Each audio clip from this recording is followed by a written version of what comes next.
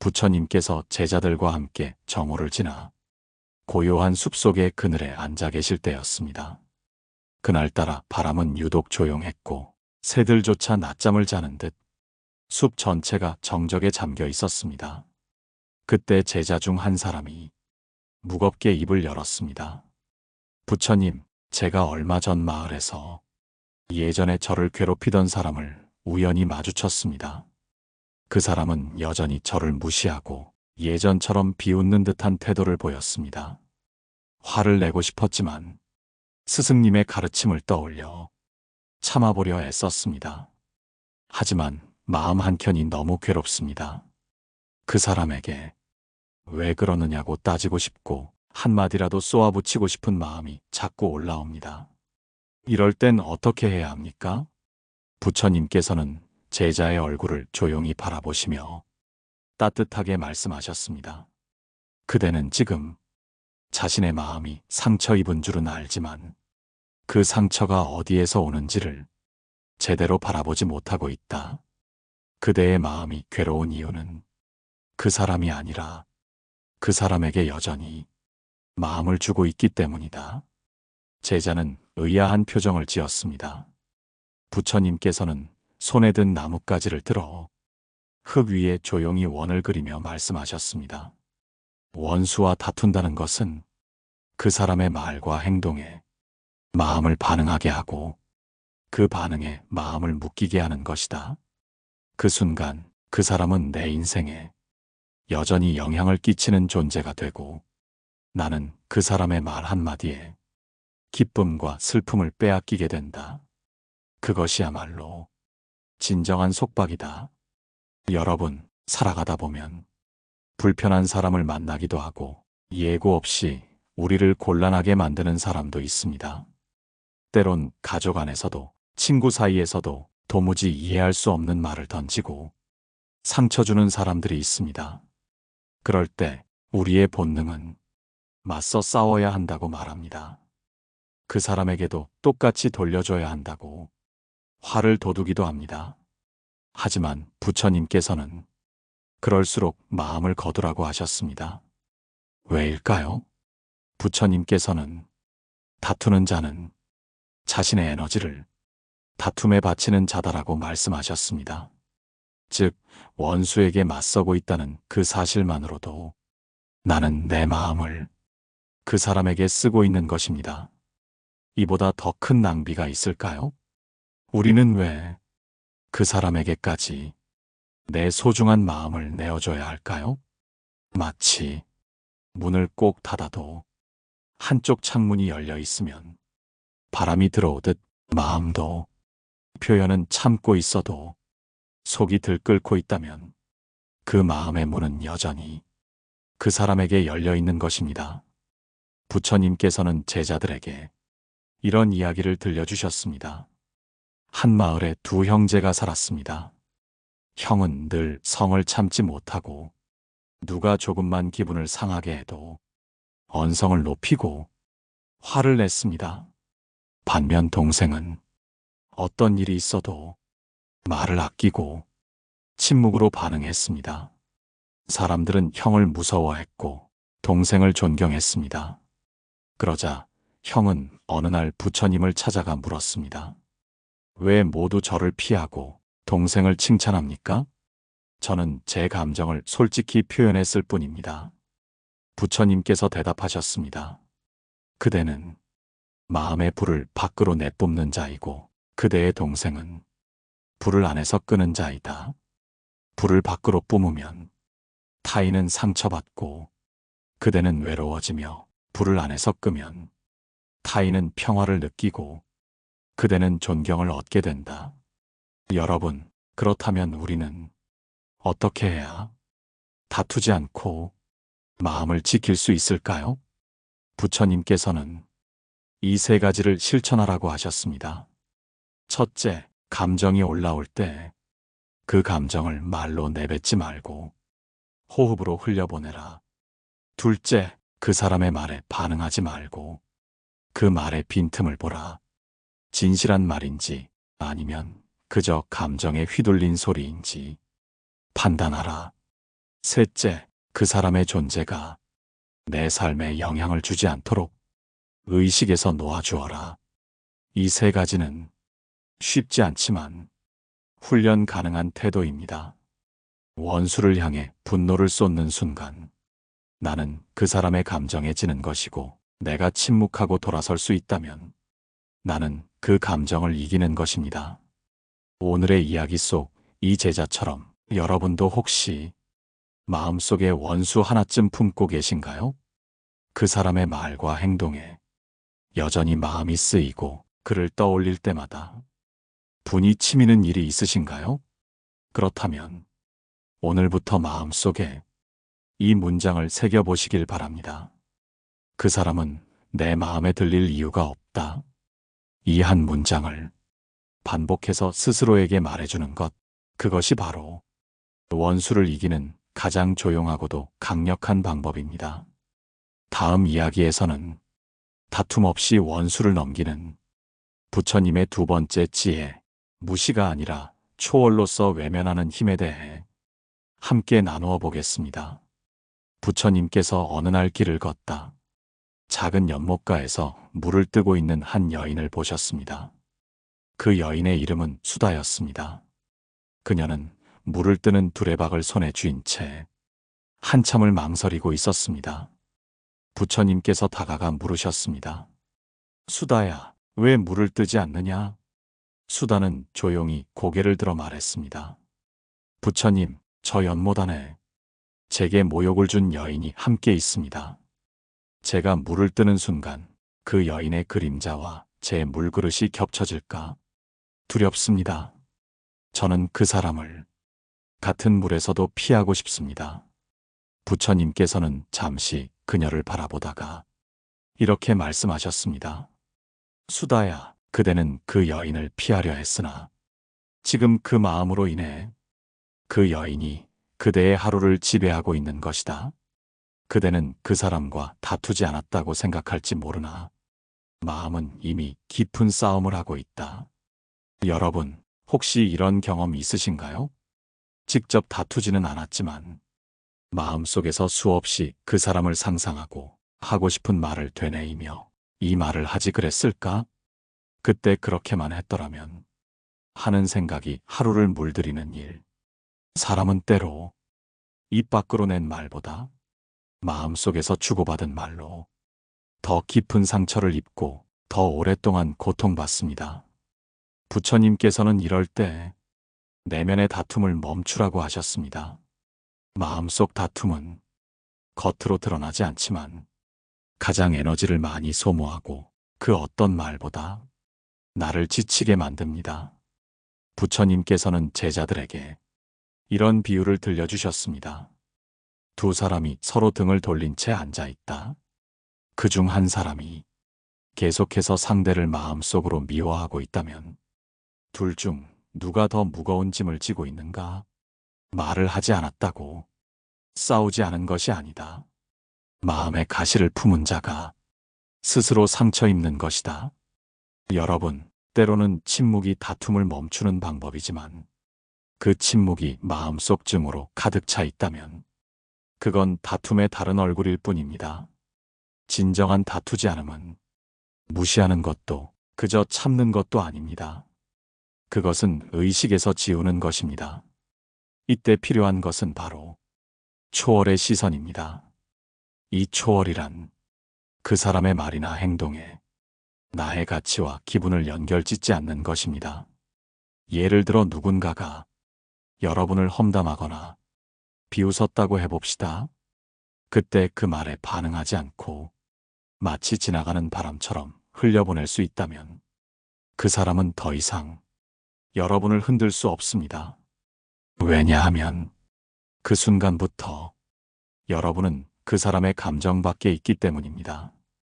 부처님께서는 한 번은 한 외도 수행자가 찾아와 거칠고 무례한 말로 부처님을 조롱하려 했습니다. 하지만 부처님께서는 차분하게 말씀하셨습니다.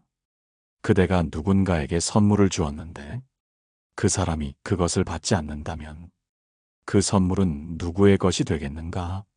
외도 수행자가 대답했습니다. 그것은 당연히 준 사람의 것이 되겠지요. 부처님께서는 고개를 끄덕이며 말했습니다. 그러하다. 지금 그대가 내게 던진 말은 내가 받지 않기에 그 말의 주인은 여전히 그대다. 여러분, 이보다 더 지혜로운 다툼의 해법이 있을까요? 우리는 너무 자주 상대의 말 한마디에 마음을 쓰고 그 말의 무게를 내 마음 안으로 옮겨 담습니다. 하지만 그 말을 받지 않기로 결정하는 것, 그 말의 기운을 내 안에 두지 않는 것, 그것이 바로 다투지 않고 이기는 법입니다. 원수를 향해 침묵하는 것, 그 자체로는 부족합니다. 마음이 그를 끌어당기고 있다면 이미 다툼은 시작된 것이니까요. 진정한 해탈은 그 사람이 나와 무관한 존재가 되도록 마음에서 놓아주는 데 있습니다. 오늘 방송을 들으시는 여러분, 혹시 누군가가 떠오르시나요? 그 사람의 말과 태도 때문에 마음속에서 수없이 다투고 상처받았던 기억이 있으신가요?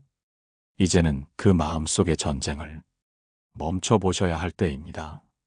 침묵이 아닌 초월, 무시가 아닌 무관심, 무관심이 아닌 무의식 속 자유.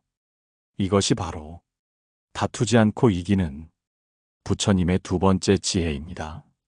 다음 이야기에서는 그 사람을 놓아주었지만 그래도 마음이 힘든 이들을 위해 부처님께서 전하신 용서하지 않아도 괜찮은 연민의 마음에 대해 나누어 보겠습니다. 부처님께서 어느 날 새벽 제자들과 함께 안개 낀 숲길을 걷고 계셨습니다. 그 길은 오래된 나무가 우거져 걷는 이의 발소리조차 부드럽게 덮어주는 길이었습니다. 제자 사리푸타가 조용히 물었습니다. 부처님, 만약 제가 원수를 용서하지 못한 채 마음을 놓지 못하고 살아간다면 그건 잘못된 것입니까? 용서할 수 없는 감정조차 잘못된 것이라면 저는 점점 더 괴로워질 것 같습니다. 부처님께서는 발걸음을 멈추고 사리푸타를 바라보셨습니다. 사리푸타야, 용서는 해도 되고 안 해도 되는 것이 아니다. 하지만 그것은 그 사람을 위한 것이 아니라 자신을 위한 길임을 잊지 말아야 한다. 용서를 억지로 하려 하거나 억지로 미워하지 않으려 하면 그 마음은 더 깊은 어둠 속으로 빠지게 된다. 그러니 먼저 그대 자신을 연민하거라. 그대가 얼마나 아팠는지를 인정하는 것부터 시작하거라. 여러분은 혹시 이런 생각을 해본 적 있으신가요? 그 사람은 절대 용서할 수 없다. 그 사람 때문에 내 인생이 망가졌다. 그 상처는 아직도 생생하다. 그런 마음이 올라올 때마다 우리는 죄책감과 분노 사이에서 흔들립니다. 이 정도로 미워하는 나는 나쁜 사람일까? 이 감정도 내려놓아야 하나? 그 스스로에 대한 비난이 또 다른 고통을 만들어냅니다. 그러나 부처님께서는 용서하지 않아도 괜찮다고 하셨습니다. 단, 그 미움에 스스로를 가두지 말라고 하셨습니다. 용서란 그 사람을 위한 행위가 아니라 내 마음이 더 이상 그 상처에 얽매이지 않게 하려는 내면의 자비입니다. 사람은 누구나 누군가에게 상처받고 그 상처를 오래 끌고 다니기도 합니다. 하지만 그 아픔 속에 머무르면서도 여전히 그 사람을 떠올리며 지금의 감정을 정당화하곤 하지요. 부처님께서는 마음을 놓는다는 것은 그 사람이 옳았다는 것도 그 사람이 잘했다는 것도 아닌 내가 더 이상 그 아픔에 붙잡히지 않겠다는 다짐이라고 하셨습니다. 마치 더 이상 사용하지 않는 그릇을 조용히 찬장에서 꺼내 구석에 내려두듯 그 관계도 내 마음속 중심에서 조용히 한쪽으로 내려놓는 것. 그것이 바로 용서보다 더 큰 연민이며 진짜 다투지 않음의 길입니다. 한때 부처님께 나찰 한 명이 찾아온 적이 있었습니다. 그 나찰은 한 왕의 명을 거역한 죄로 쫓기고 있었습니다. 누구도 그를 받아주지 않았고 모두가 그를 멀리했습니다. 하지만 부처님께서는 그 나찰을 물끄러미 바라보시고 조용히 말하셨습니다. 그대의 죄는 사람들의 판단 속에 있지만 그대의 변화는 그대의 마음 속에 있다. 사람들이 그대를 용서하지 않더라도 그대가 스스로를 놓아주면 이미 그대는 새 사람이 될 수 있다. 그 말에 나찰은 조용히 눈물을 흘렸고 그 길로 수행을 시작했습니다. 세월이 지나 그는 가장 너그러운 제자로 남게 되었습니다. 여러분, 혹시 지금도 그 사람을 미워하는 나 자신이 괴롭고 불편하신가요? 그 미움이 옳은지 버려야 하는지 혼란스러우신가요? 그렇다면 오늘부터는 그 감정을 억누르지 마시고 조용히 인정해 보세요. 나는 아직도 그 사람을 미워하고 있다. 그 상처가 아직도 내 안에 있다. 그 인정 위에서 우리는 비로소 자유로워질 수 있습니다. 부처님께서는 이렇게 말씀하셨습니다. 상처를 덮으려 하지 말고 그 상처를 어루만져라. 상처가 나를 만든 것이 아니라 그 상처를 대하는 내가 나를 만든다. 오늘 여러분 마음에도 혹시 그런 상처가 있다면 그 미움을 억지로 지우려 하지 마시고 그 마음을 조용히 바라보는 연습부터 시작해 보세요. 그 순간 우리는 다투지 않고도 진짜로 이길 수 있는 힘을 갖게 됩니다. 다음 이야기에서는 세상에서 가장 지혜로운 대응의 방식, 부처님이 말씀하신 침묵보다 강한 침착함에 대해 함께 나누어 보겠습니다. 부처님께서 한 마을을 지나시다가 우연히 논두렁에 앉아있는 농부를 보셨습니다. 농부는 얼굴이 잔뜩 일그러져 있었고 손에 쥔 낫은 땅에 툭툭 내리찍히고 있었습니다. 부처님께서는 조용히 그의 곁에 다가가 앉아 말없이 논밭을 함께 바라보셨습니다. 잠시 후 농부가 먼저 말문을 열었습니다. 부처님, 나는 내 인생이 억울합니다.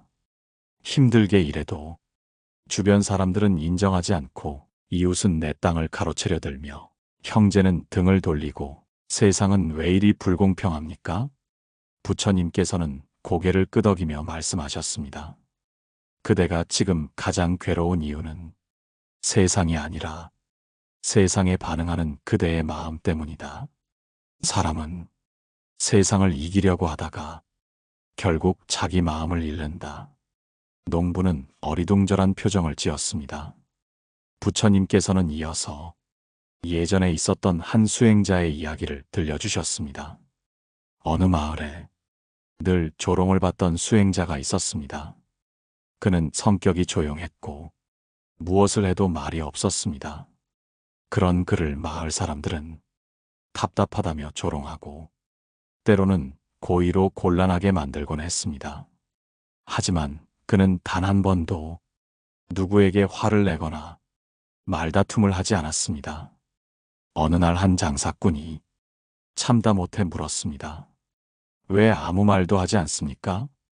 당신은 자존심도 없습니까? 그 수행자는 조용히 미소를 지으며 대답했습니다. 내가 지금 말을 한다면 그 말은 내 마음의 일부가 된다. 하지만 나는 내 마음을 그대들에게 주고 싶지 않다.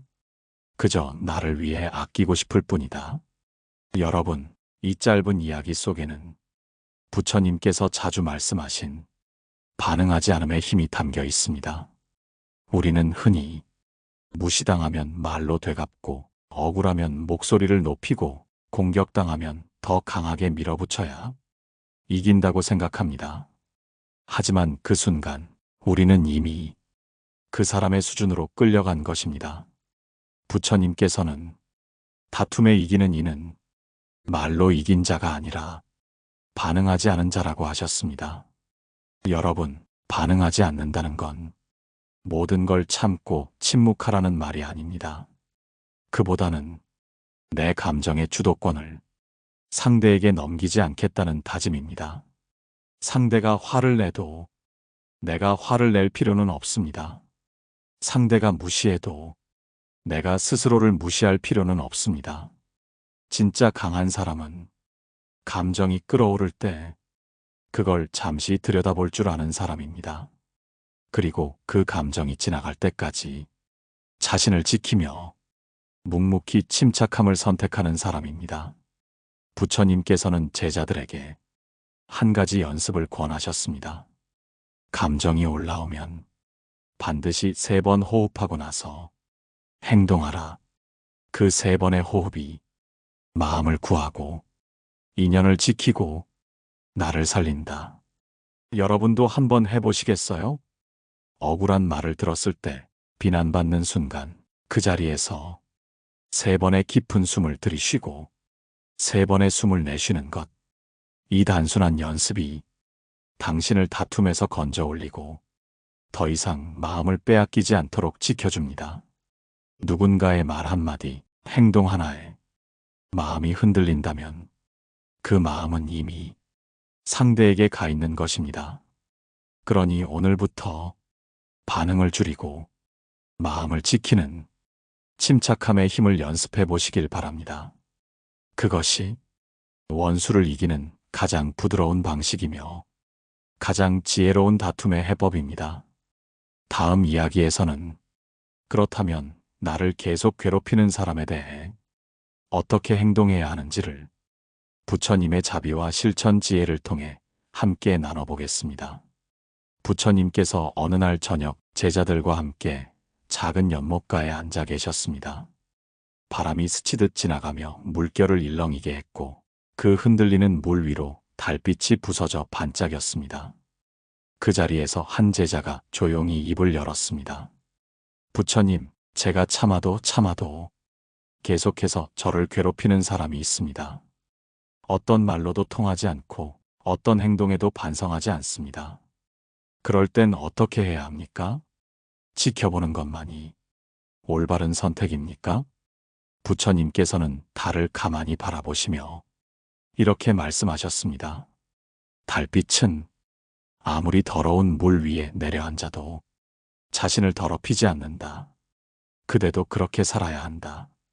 자신을 지키면서 더럽혀지지 않고 스스로를 밝게 유지하는 것. 그것이 진짜 수행이다.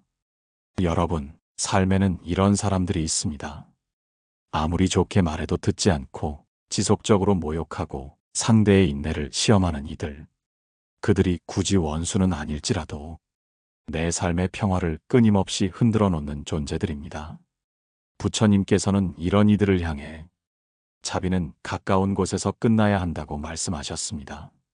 즉, 모든 이에게 무한히 베풀어야 한다는 것이 아니라 자비를 실천하되 자기 자신을 해치면서까지 그 관계를 끌고 가지는 말라는 뜻입니다. 그렇다면 계속 나를 괴롭히는 사람에게 우리는 어떻게 대응해야 할까요? 첫째, 관계를 분리하는 용기를 가져야 합니다. 이 관계가 나의 마음과 삶을 병들게 한다면 그 사람과의 물리적 거리, 심리적 거리부터 조절해야 합니다. 이건 도망이 아니라 자기 보호입니다. 둘째, 자비는 하되 단호함은 잃지 않기입니다. 부처님께서는 자비란 무조건 다 받아주는 것이 아니라고 하셨습니다. 자비란 상대를 해치지 않으면서 나를 지킬 수 있는 말과 행동을 선택하는 것. 상대에게 이렇게 말하지 마십시오. 이런 행동은 받아들이지 않겠습니다라고 분명히 말할 수 있어야 그 자비는 온전해집니다. 셋째, 그 사람을 마음속에서 놓아주는 연습입니다. 놓아준다는 것은 그 사람을 미워하지 않는 것이 아니라 이제 더 이상 그 사람 때문에 내 기분과 하루를 망치지 않겠다는 결심입니다. 이 3가지는 실천이 필요하고 훈련이 필요한 일입니다. 그러나 계속 반복하다 보면 조용히 마음속 평화가 자리를 잡기 시작합니다. 불교에는 이런 가르침이 있습니다. 자비심은 상대를 위한 것이 아니라 내가 나답게 살아가기 위한 보호막이다. 이 말처럼 우리가 자비를 실천하는 이유는 상대를 바꾸기 위해서가 아니라 내가 망가지지 않기 위해서입니다. 여러분, 혹시 지금 계속해서 마음을 갉아먹는 사람이 있으신가요? 말이 통하지 않고 마주칠 때마다 상처만 남는 사람이 있다면 부디 이 세 가지를 기억하시길 바랍니다. 관계를 분리하고 자비 안에 단호함을 담고 마음에서 조용히 놓아주는 것. 이것이야말로 다투지 않고도 그 사람과의 고리를 푸는 가장 현명한 방법입니다. 다음 이야기에서는 부처님께서 말씀하신 원수를 가장 조용히 이기는 방법에 대해 마음의 평화와 실천의 지혜를 함께 나누겠습니다. 해가 지고 하늘은 붉은 노을로 물들어가고 있었습니다. 그 붉은 하늘 아래 부처님께서는 제자들과 함께 앉아 계셨습니다. 그 고요한 풍경 속에서 한 제자가 다시 물었습니다. 부처님, 그 사람과 거리를 두고 다투지 않고 침묵하고 심지어 용서하지 않아도 괜찮다는 것까지는 알겠습니다. 하지만 그럼에도 불구하고 가끔씩 떠오르는 그 사람의 얼굴, 나도 모르게 들끓는 분노, 이 마음은 도대체 어떻게 해야 잠잠해질 수 있습니까? 부처님께서는 그 말에 조용히 고개를 끄덕이시며 이렇게 말씀하셨습니다. 그대는 마음에서 분노를 내쫓으려 하고 있구나. 그러나 분노란 쫓는다고 떠나는 것이 아니라 그 마음을 조용히 바라볼 때 서서히 스스로 힘을 잃는 것이다. 감정은 붙잡을수록 커지고 놓아볼수록 작아진다. 여러분, 이 말이 의미하는 것은 명확합니다. 마음속 감정은 억누르고 없애는 것이 아니라 그저 바라보며 흐르게 두는 것이 가장 자연스럽고도 평화로운 해법이라는 점입니다. 부처님께서 말씀하신 마음 관찰의 수행이란 바로 이 과정을 의미합니다. 감정이 올라왔을 때 그 감정을 억지로 억제하지 말고, 아, 지금 내가 화가 났구나. 지금 내 마음에 미움이 올라오는구나. 하고 그 감정을 있는 그대로 바라보는 연습. 이 연습은 처음엔 어려워 보일 수 있지만 한 걸음 한 걸음 해보면 의외로 마음이 가벼워지는 경험을 하게 됩니다. 부처님께서는 또 다른 이야기를 들려주셨습니다. 한 수행자가 과거에 자신을 학대했던 사람에 대한 분노를 10년이 지나도록 놓지 못하고 있었습니다. 그는 어느 날 부처님을 찾아가 물었습니다. 스승님, 저는 매일 명상을 합니다. 염불도 합니다. 그런데 그 사람만 생각하면 가슴이 불타는 듯 고통스럽습니다. 왜 제 수행은 이 분노 앞에서 무력한 것입니까? 부처님께서는 조용히 웃으며 말씀하셨습니다. 그대는 지금까지 그 사람을 잊으려 수행했고 그 감정을 억제하려 염불했구나. 그러나 수행이란 잊는 것이 아니라 기억 속에서도 평화로울 수 있는 길을 찾는 것이다. 염불이란 감정을 덮는 것이 아니라 그 감정을 바라보는 눈을 키우는 것이다. 이 이야기는 우리에게 큰 가르침을 줍니다. 잊기 위한 마음은 오히려 그 기억을 더 강하게 붙잡게 되고 없애기 위한 노력은 그 감정을 더 크게 키우게 됩니다. 그래서 필요한 것이 바로 연민입니다. 이 연민은 상대를 위한 것이 아닙니다. 자기 자신을 향한 연민. 그래, 나는 그때 아팠다. 그 사람 때문에 고통받았고 그 기억이 내 안에 오래 머물렀다. 하지만 이제는 그 고통에서 벗어나고 싶다. 이렇게 스스로를 인정하고 토닥이는 것. 그 순간 분노와 증오는 서서히 힘을 잃기 시작합니다. 여러분, 혹시 지금도 그 사람을 떠올릴 때마다 마음이 답답하고 감정이 복잡해지시는가요? 그렇다면 오늘부터는 그 감정을 지우려 하지 마시고 그저 지켜보는 연습을 해보세요. 마음 한켠에 조용히 앉아 감정이 오르내리는 모습을 하늘을 바라보듯 바라보는 겁니다. 그렇게 바라보다 보면 어느새 그 감정은 흐르고 그 사람도 내 인생에서 중심이 아닌 배경으로 흘러가 있게 됩니다. 부처님께서는 이렇게 말씀하셨습니다. 물결이 일어나는 것을 막을 수는 없지만 그 물결에 휩쓸리지 않을 수는 있다. 마음이란 그 물결을 바라보는 강둑과 같다. 이제 우리는 다투지 않고 억지로 용서하지 않고 감정을 억제하지 않으면서도 스스로를 평화롭게 만드는 길을 조금씩 배우고 있는 것입니다. 이 모든 이야기를 마무리하며 왜 원수조차도 삶의 스승이 될 수 있는가? 그 깊은 깨달음에 대해 함께 생각해 보겠습니다. 밤이 깊어지고 별이 하나둘 고요한 하늘 위에 떠오르기 시작했습니다. 부처님께서는 마지막 설법을 마치고 제자들과 함께 앉아 계셨습니다. 그 평온한 어둠 속에서 한 제자가 조용히 질문했습니다. 부처님, 이제는 다투지 않고 미워하지 않으며 그 사람을 놓아줄 수 있게 된 것 같습니다. 그런데 문득 드는 생각이 있습니다. 그 사람에게서 내가 배운 게 있었을까요? 그저 괴롭기만 했던 관계였는데 과연 그것조차도 의미가 있었을까요? 부처님께서는 미소 지으며 말씀하셨습니다. 그대가 그 질문을 하는 순간 이미 그 사람은 그대에게 가장 큰 스승이 된 것이다. 고요한 호수는 달을 비출 수 있지만 거친 파도는 달빛조차 부숴버린다. 그대가 지금 그 마음속에 고요함을 품고 있기에 그 사람의 존재를 비로소 배움으로 받아들일 수 있게 된 것이다. 여러분, 살아가면서 우리는 수많은 사람들을 만납니다. 좋은 인연도 있고 괴로운 인연도 있습니다. 그 중에는 도무지 이해되지 않는 사람, 말이 통하지 않는 사람, 계속해서 나를 괴롭히는 사람도 있습니다. 하지만 부처님께서는 그런 사람마저도 우리의 마음을 연습시키는 도반이라 말씀하셨습니다. 마치 단단한 돌을 계속 갈아서 맑은 구슬을 만들어내듯 그 원수 같은 존재조차 내 마음을 더 맑게 만들고 더 단단하게 만들어주는 인연이라는 뜻입니다. 불교에서는 이를 역행보살이라 부릅니다.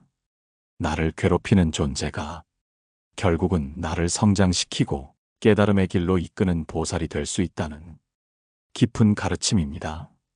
그렇다면 그 사람이 없었다면 나는 지금 이만큼 자비로워질 수 있었을까요? 내 마음을 다스리는 연습을 이만큼 깊이 할 수 있었을까요? 그 사람이 있었기에 내 인내심은 더 넓어졌고 그 사람이 있었기에 나는 내 마음을 돌아보게 되었고 결국은 그 사람이 있었기에 나는 평화라는 더 큰 길을 발견할 수 있었습니다. 이것이야말로 다투지 않고 미워하지 않으며 마침내 자유로워지는 가장 높은 경지입니다. 여러분, 원수는 반드시 멀리 있는 것이 아닙니다. 가까운 가족일 수도 있고, 오랜 친구일 수도 있고, 직장 동료, 혹은 지나가는 인연일 수도 있습니다.